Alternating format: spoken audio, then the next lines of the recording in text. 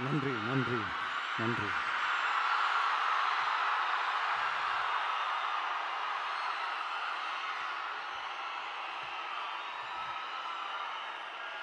நான் போன மீட்டிங்கில் வேலூரில் பேசும்போது சொல்லியிருந்தேன், தமிழ்நாடு தான் விஜய், விஜய் தான் தமிழ்நாடு அப்படின்னு நான் சொல்லியிருந்தேன்.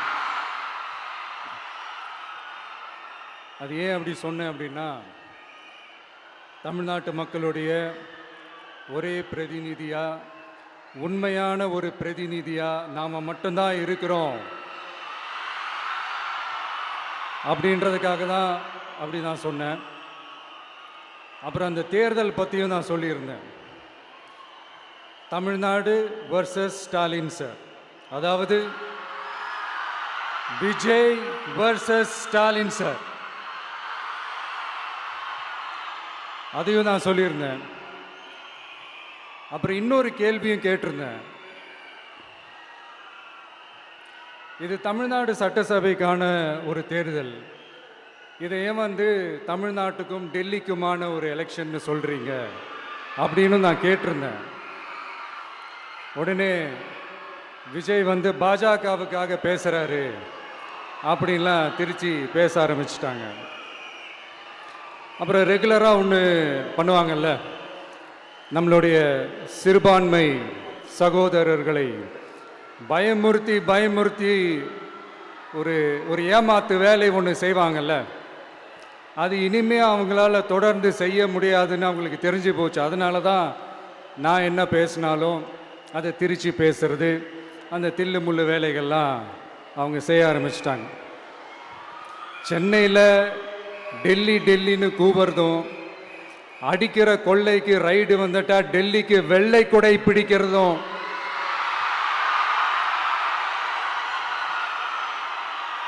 இதெல்லாம் யாருன்னு உங்களுக்கே நல்லா தெரியும். தமிழ்நாட்டை காப்பாற்றுறது திமுக தான், தமிழ்நாட்டை பிழைக்க வைக்கிறது திமுக தான், இதெல்லாமே பண்ணுறது திமுக தான், ஸ்டாலின் சார் தான். இதெல்லாம் ஒர்க் அவுட்டே ஆகாது பாஸ்.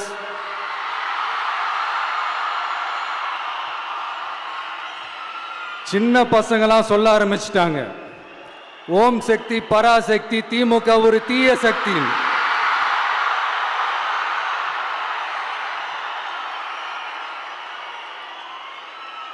அதனால இந்த தமிழ்நாடு இன்னொன்று வேற ஒன்று சொல்றாங்க. அது என்னடான்னா, தமிழ்நாட்டு அணி டெல்லி அணியா. கிரிக்கெட்ல கூட தமிழ்நாட்டு அணியை டெல்லி அணியால தொட்டு கூட பார்க்க முடியாது.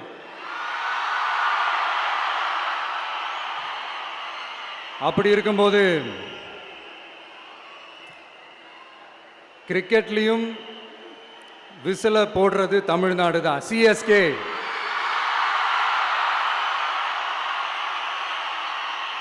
வரப்போற எலெக்ஷன்லையும் விசில போட போறது நம்ம டிவிக்கே தான். தமிழ்நாடு தான் டிவிக்கே, டிவிக்கே தான் தமிழ்நாடு. இந்த அணி அந்த அணி டெல்லி அணி இதெல்லாம் அனைத்தும் உடைஞ்சி நொறுங்கும், டிவிக்கே அடிச்சு நொறுக்கும்.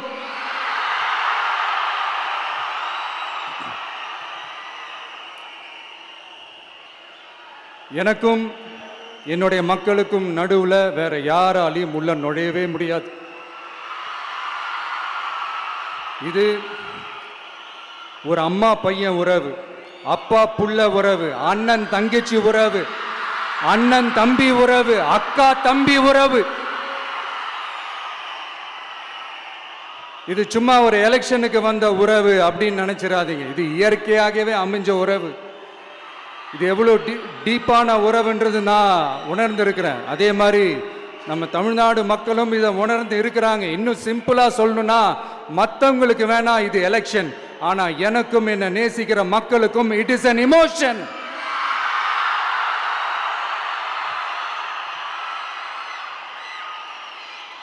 And it is not an ordinary emotion. It is a powerful oceanic emotion. இப்படி இருக்கும்போது வீட்டுக்கு வீடு விஜய், தமிழ்நாட்டுக்காக விஜய், வெற்றி பேரணியில் தமிழ்நாடு, இதெல்லாமே 100% இந்த எலெக்ஷனில் அது ப்ரூவ் ஆகும்.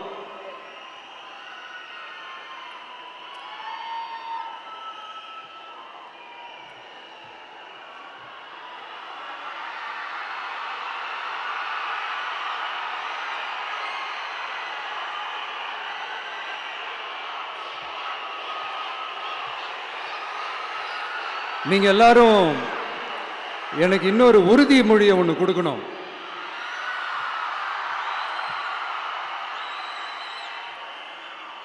ஊழலற்ற உண்மையான சமூக நீதியை நிலைநாட்ட நம்ம ஆட்சியை அமைப்பீங்க தானே? உங்களை தான் கேட்கிறேன், நம்ம ஆட்சியை அமைப்பீங்க தானே? இந்த விஜய்க்கு ஒரு வாய்ப்பு கொடுப்பீங்க தானே? உண்மையிலேயே கொடுப்பீங்க தானே? இந்த விஜய நம்புறீங்க தானே? ஒவ்வொரு வீட்லயும் விசில் சத்தம் கேட்கும் தானே? அந்த விசில் சத்தம் ஒவ்வொரு பூத்திலையும் புயலா ஒலிக்கும் தானே? Thank you, thank you, thank you.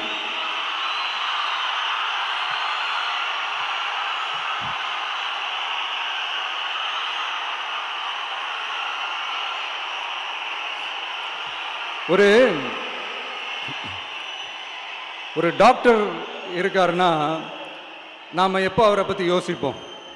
இப்போ நமக்கு ஏதாவது உடம்பு சரியில்லை அப்படின்னா அவரை யோசிப்போம், அவர் ஞாபகம் வரும். அது மாதிரி நமக்கு ஏதாவது ஒரு பிரச்சனை அப்படின்னா ஒரு வக்கீலை தேடிப்போம், அவர் ஞாபகத்துக்கு வருவார். இது மனித இயல்பு. அந்தந்த பிரச்சனை வரும்போது நம்ம அவங்கவுங்கள தேடி போவோம். ஆனால் ஆன் அ டெய்லி பேசிஸ் நம்ம சும்மா சாப்பிடும் போது கூட நம்மளை அறியாமல் ஒருத்தவங்களை பற்றி நினைப்போம், நம்மளை அறியாமல் அவங்களுக்கு நாம் நன்றி சொல்லுவோம். அந்த மதிப்பிற்குரிய அந்த மனிதர்கள் வேற யாரும் இல்லை, விவசாயி, விவசாயி, விவசாயி.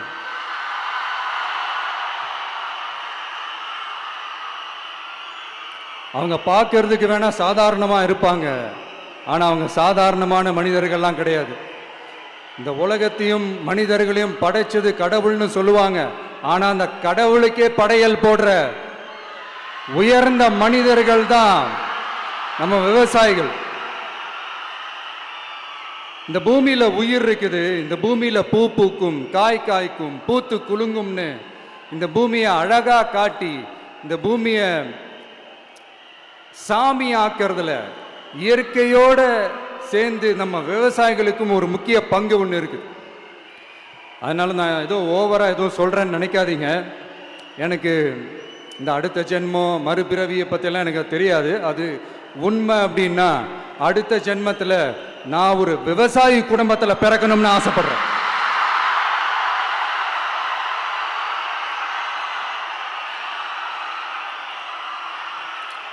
எனக்கு விவசாயத்தை பற்றி டீட்டெயில்டாக தெரியாது தான், நான் ஒத்துக்கிறேன். அதனால் மற்றவங்க மாதிரி நானும் டெல்டாக்காரன் தான் அப்படின்னு உங்கள் காதில் டால்டா ஊத்தலாம் நான் வரல. எனக்கு விவசாயத்தை பற்றி டீட்டெயில்டாக தெரியலனா கூட அவங்க படுற கஷ்டங்களை பற்றி எனக்கு நல்லாவே தெரியும். நம்மளுடைய முதல் அரசியல் பயணம் தொடங்கினதே அந்த பரந்தூர் விஷயத்தை கையில் எடுத்து தான். அதனால் நம்மளுடைய இந்த ஆட்சி அமைஞ்சதும் தீர்க்க வேண்டிய முக்கியமான பிரச்சனைகளில் நம்மளுடைய விவசாய பிரச்சனைகளும் ஒன்று. முதல்வர் அவர்களுக்கு இந்த மாதிரி நீங்கள் அது செஞ்சிட்டேன் இது செஞ்சிட்டேன் அப்படின்னு நிறையா பெருமையாக சொல்லிக்கிறீங்களே, ஒரு அடிப்படை ஒரு பிரச்சனையை பற்றி ஒன்று பேசுவோமா? கொஞ்ச நாளைக்கு முன்னாடி ஐநா சபை ஒரு ரிப்போர்ட் ஒன்று வெளியிட்டிருந்தாங்க. அது கூட தினத்தந்தி நியூஸில் கூட வந்துச்சு. உடனே கூகுள் பண்ணி எதுவும் தேடாதீங்க, உங்கள் ஏஜென்சி வச்சு எதுவும் சர்வே கிர்வே எடுக்காதீங்க. எதுக்கு உங்களுக்கு சிரமம்? நானே என்னன்னு சொல்கிறேன்.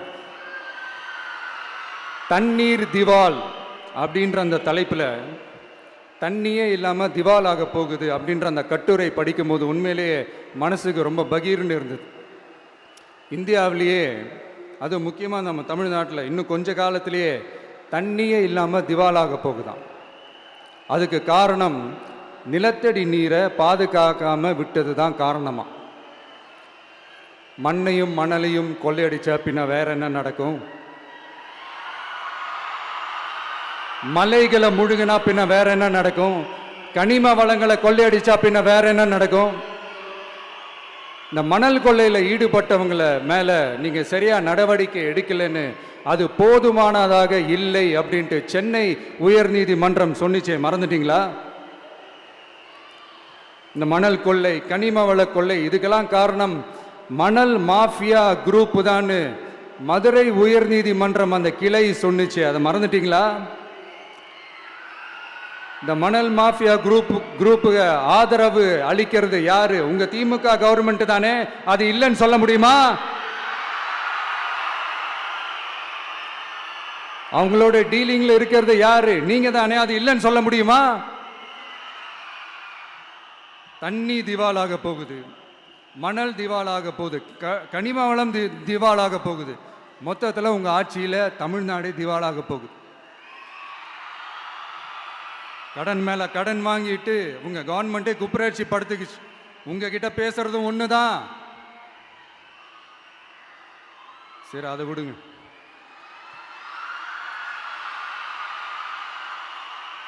நம்ம விவசாயிகள் கஷ்டப்பட்டு விளைய வச்ச அந்த நெல்லெல்லாம் மழையில் நனைஞ்சி வீணா போச்சே. டெல்டாக்காரன்னு சொல்லிக்கிற நீங்க அதை எதாவது கவனிச்சிங்களா? அவங்களுடைய போராட்டம் எதுக்காவது கூட போய் நின்றுக்கிறீங்களா? கூண்டாஸில் மட்டும் போடுவீங்க. இதானே உங்களுடைய அந்த சாதனை. பரந்தூர் பிரச்சனை, உங்களுடைய உண்மையான நிலைப்பாடு என்ன? மேல்மா விஷயத்தில் உங்களோட உண்மையான நிலைப்பாடு என்ன? தமிழகத்தில் இருக்கிற எல்லா ஆறுகளையும் இணைப்போம், இந்தியாவிலேயே நாங்கள் தான் அதை பற்றி ஃபஸ்ட்டு யோசித்தோம் அப்படின்னு பெருமையாக சொல்லிக்கிற இந்த திமுக கவர்மெண்ட் அவங்களுடைய நாக் என்னன்னு சொல்லவா? இந்த மாதிரி பெரிய பெரிய திட்டங்கள்லாம் ஆட்சிக்கு வந்த உடனே செய்ய மாட்டாங்க. அந்த ஆட்சி முடிகிற டைமில், அந்த கடைசி 6 மாதம், அந்த 1 வருஷம், அந்த 1.5 வருஷத்தில் அதுக்கான திட்டத்தை கொண்டு வருவாங்க, அதுக்கான அடிக்கலை நாட்டுவாங்க. அதுக்கப்புறம் எலெக்ஷன் வரும், தோத்துருவாங்க. கேட்டால் எங்கள் ஆட்சி தான் முடிஞ்சிருச்சே அப்படின்னு நாடகம் ஆடுவாங்க. இல்லை, நான் தெரியாமல் தான் கேட்குறேன். மக்கள் மேலே உங்களுக்கு உண்மையிலே அந்த அக்கறை இருந்துச்சுன்னா ஆட்சிக்கு வந்த உடனே இந்த மாதிரி பெரிய பெரிய திட்டங்கள்லாம் ஸ்டார்ட் பண்ண வேண்டியது தானே. அதனால் ஆட்சி முடியும் போது அடிக்கல் நாட்டுறது. ஓட்டுக்காக என்னென்னலாம் பேசுவீங்க, ஆனால் மக்கள் இதெல்லாம் நம்புறதுக்கு அவங்கன்னா ஏமாளிங்க நினச்சிங்களா?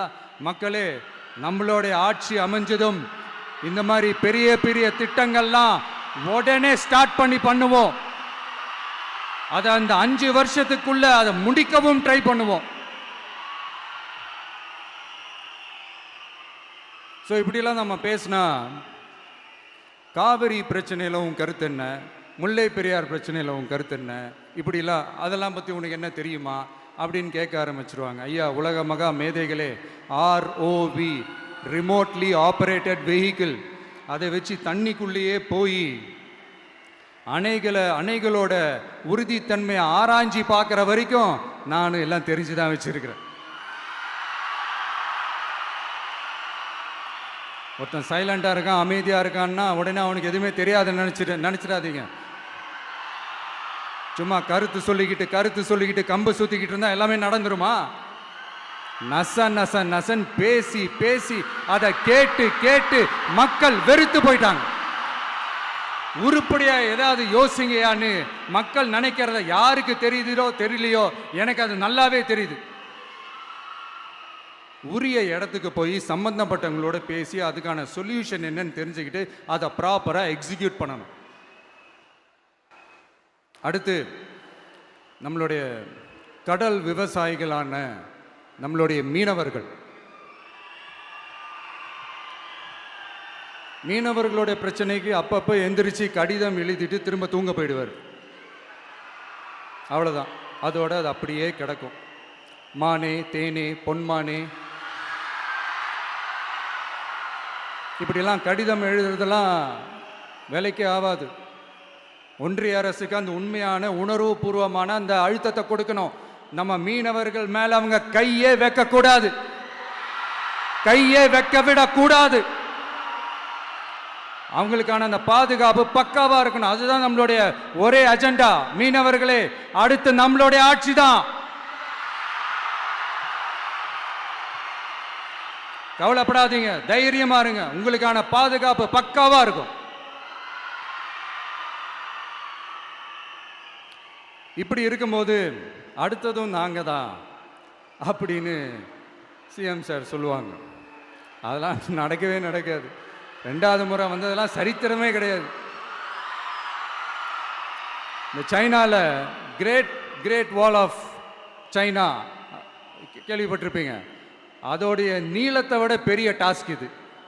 ஆனானப்பட்ட அவங்க அப்பாவாலே முடியல.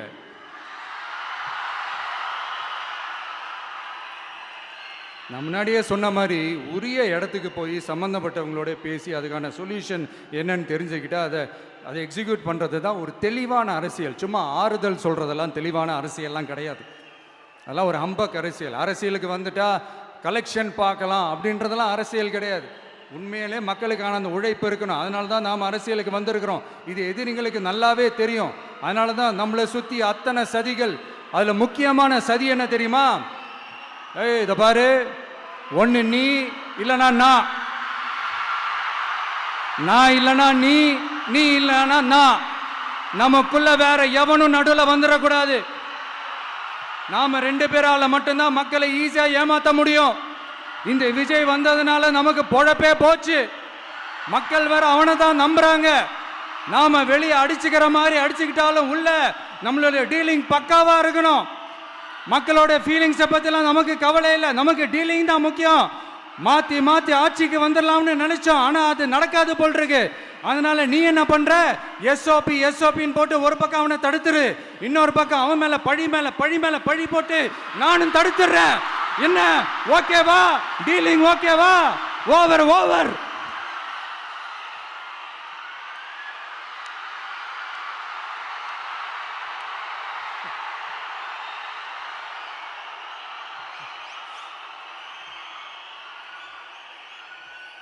இல்லைங்க, உண்மையிலேயே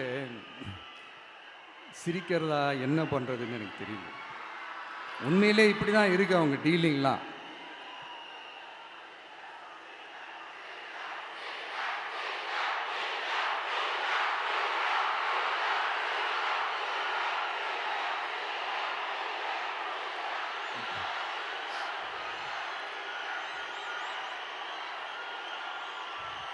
இப்படி பழி மேலே பழி போட்டு கரூரில் ஆரம்பித்து நம்ம ஜனநாயகன் படம் ரிலீஸ் வரைக்கும். ஆனால் அந்த ரிலீஸ் பிரச்சனையில் நிறைய பேர் குரல் கொடுத்தாங்க. முக்கியமாக நம்மளுடைய முதல்வர் அவர்கள் கூட பூசி மொழிகி பட்டும் படாமல்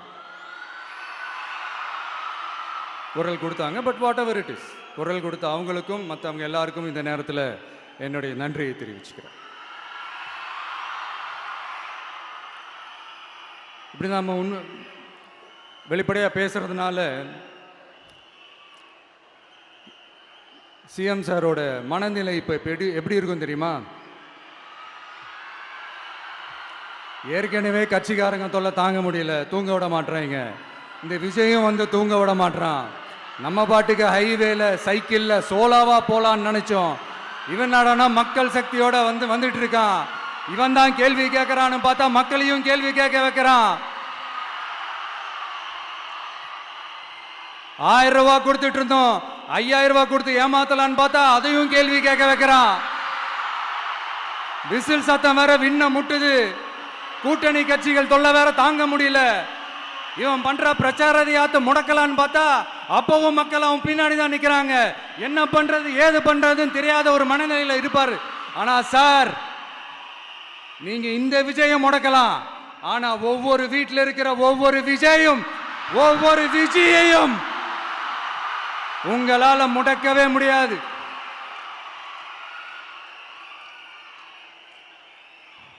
அவங்களாம் ஆல்ரெடி பிரச்சாரத்தை ஸ்டார்ட் பண்ணிட்டாங்க சார். வீட்லயே குடும்பமா இறங்குவாங்க பாருங்க பிரச்சாரத்துக்கு. அப்ப உங்களால மட்டும் இல்ல,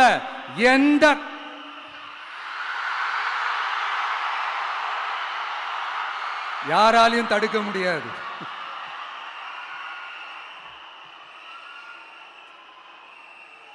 நம்ம டவுன் சவுத்தில் ஒரு ஊரில் உங்கள் அப்பாவுக்கு வெங்கல சிலை வைக்கணும்னு ட்ரை பண்ணீங்கல்ல, அதுக்கு சுப்ரீம் கோர்ட் என்ன சொன்னாங்க? மக்களோட பணத்தில் யாருக்கு புகழ் பாட பார்க்குறீங்க அப்படின்னு கேட்டாங்கல்ல. அதுக்கு என்ன அர்த்தம் தெரியுமா? ஊராம் வீட்டு நெய்யில் உங்க வீட்டுக்கு ஸ்வீட் செய்யாதீங்க. எப்படி? ஊராம் வீட்டு நெய்யில் உங்க வீட்டுக்கு ஸ்வீட் செய்யாதீங்கன்னு அர்த்தம். மக்களோட ஒரு அடிப்படை வாழ்வாதாரத்துக்கு ஏதாவது பிரச்சனைக்குன்னு கேட்டா நிதி சுமைன்னு சொல்றீங்க. செலை வைக்கிறதுக்கு மட்டும் எங்கிருந்து சார் காசு வருது?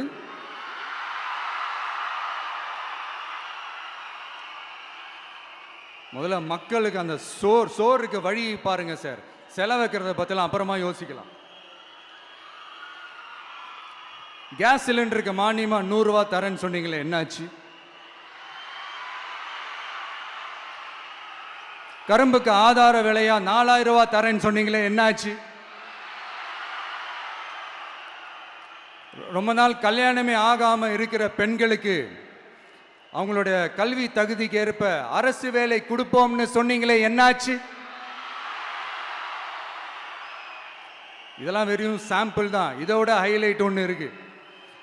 மாநில அரசால முடியவே முடியாதுன்னு தெரிஞ்சுக்கிட்டோம், நாங்க வந்தா நீட்டை ஒழிப்போம். ஆகா ஆகா ஆகா ஆகா, எவ்வளவு பெரிய ஒரு மோசடி இது! கேட்டா நாங்க தான் முன்மாதிரி ஆட்சின்னு சொல்லுவாங்க. மோசடி ஆட்சி. மோசமானவங்களே முக்கியமானவங்க கேள்விப்பட்டிருக்கிறீங்களா? அந்த மாதிரி மோசடி ஆட்சியிலே முக்கியமான ஆட்சி இந்த திமுக ஆட்சி. மக்களே, மக்களை நேசிக்கிற விஜய் வேணுமா? மக்கள் விரோத ஆட்சி நடத்துற ஸ்டாலின் சார் வேணுமா?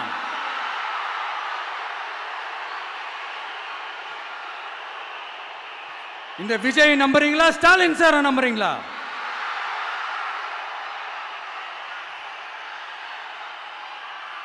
இந்த சத்தத்துக்கு அர்த்தம் தெரியுமா சார்? ஸ்டாலின் தொடரட்டும் அப்படின்னு அர்த்தம் கிடையாது. தீய சக்தி திமுக ஆட்சி மறையட்டும், தூய சக்தி டிவிகே ஆட்சி வரட்டும். நானும் உதிக்கட்டும்னு சொல்லாம்னு நினைச்சேன், பார்த்தா அதை வேற திருச்சி பேச ஆரம்பிச்சிருவாங்க. திருநெல்வேலியில், நாங்குநேரியில் இப்போ ரீசெண்டா ஒரே லைன்ல சொல்லணும்னா, நம்ம நண்பர் ஒருத்தர் ட்வீட் போட்டிருந்தாரு, அதையே சொல்றேன். ஸ்டாலின் தொடரட்டும், சட்டம் ஒழுங்கு சந்தி சிரிக்கட்டும். இதுதான் அந்த பிரச்சனைக்கு ஒரே லைன்.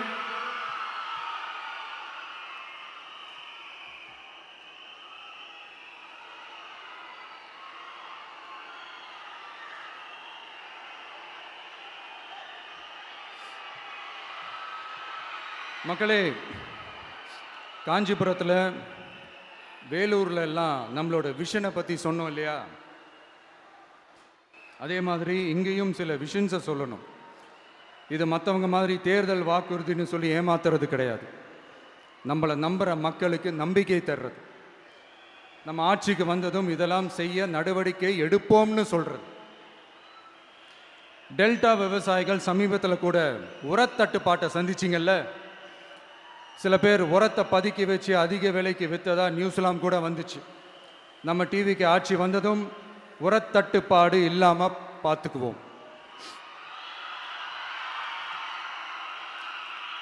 5 ஏக்கர் வரை நிலமுள்ள விவசாயிகள் வேளாண் கூட்டுறவு வங்கிகளில் வாங்கிய பயிர் கடன் முழுமையாக ரத்து செய்வதற்கும், 5 ஏக்கருக்கு மேல் உள்ள விவசாயிகள் வேளாண் கூட்டுறவு வங்கிகளில் வாங்கிய பயிர்க்கடன் 50% வரை ரத்து செய்வதற்கான சாத்திய கூறுகளை ஆராய்ந்து உறுதியாக நடவடிக்கை எடுப்போம். திமுக மாதிரி எல்லாருக்கும்னு சொல்லிட்டு அதுல தகுதி ஃபிக்ஸ் பண்ணி பாகுபாடு காட்டி ஏமாற்ற மாட்டோம். எல்லாத்தையும் வெளிப்படையாக சொல்லுவோம். 2 ஏக்கர் வரை நிலமுள்ள விவசாயிகள் மற்றும் நிலமற்றவர்கள் குடும்பத்தில் யாரும் மாநில மற்றும் ஒன்றிய அரசு ஊழியராக இல்லாமல் இருக்கும் பட்சத்தில் அவர்களின் குழந்தைகளின் பொறியியல் மற்றும் மருத்துவம் உள்ளிட்ட தொழிற்கல்வி முதல் அனைத்து வகை படிப்புகளுக்குமான முழு செலவையும் அரசே ஏற்கும்.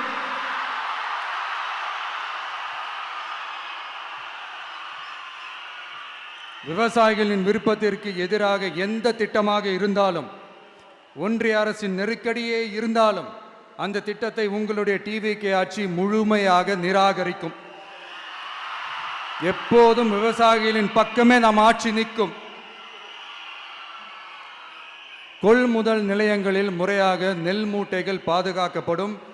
நெல் முளைத்து வீணாவதை பார்த்து கொண்டு நமது அரசு சும்மா இருக்காது.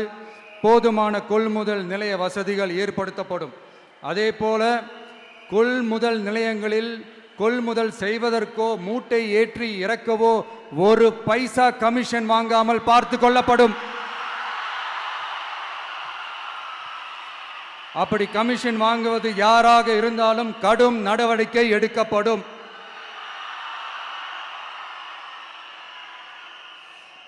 ஐநூறு ரேஷன் கார்டுகளுக்கு ஒரு ரேஷன் கடை என்ற வரையறை நிர்ணயிக்கப்படும். கிராமங்களிலும் எடையாளர் நியமிக்கப்படுவார். பெண் விற்பனையாளருக்கு பெண் எடையாளர், ஆண் விற்பனையாளருக்கு ஆண் எடையாளர் என்பது பின்பற்றப்படும்.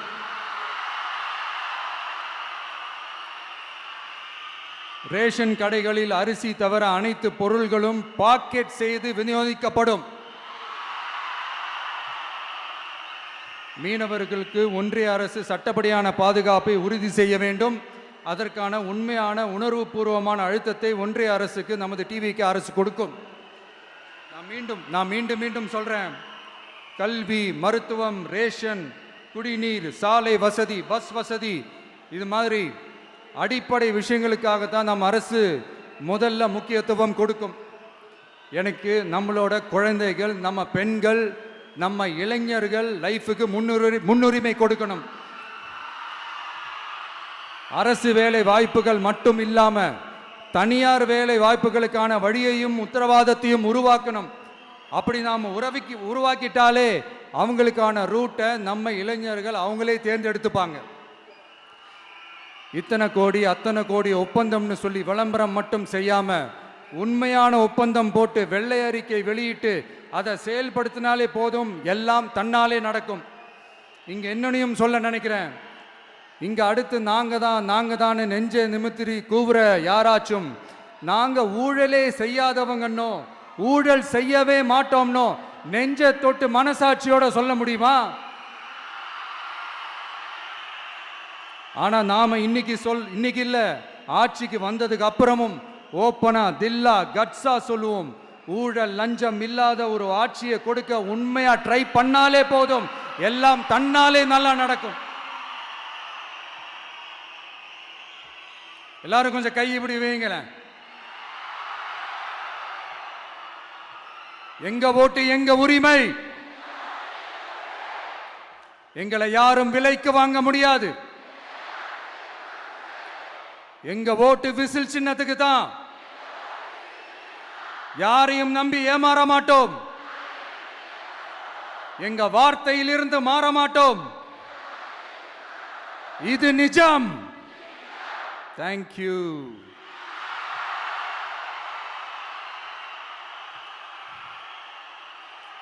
என் நெஞ்சில் குடியிருக்கும் தஞ்சை மக்களே,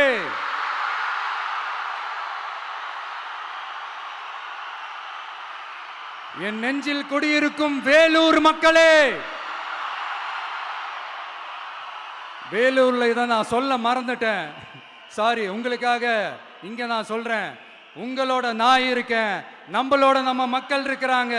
இதுக்கு மேல என்ன வேணும்? கான்பிடென்ட்டா இருங்க, நல்லதே நடக்கும், வெற்றி நிச்சயம். மீண்டும் சந்திக்கும் வரை நன்றி, வணக்கம்.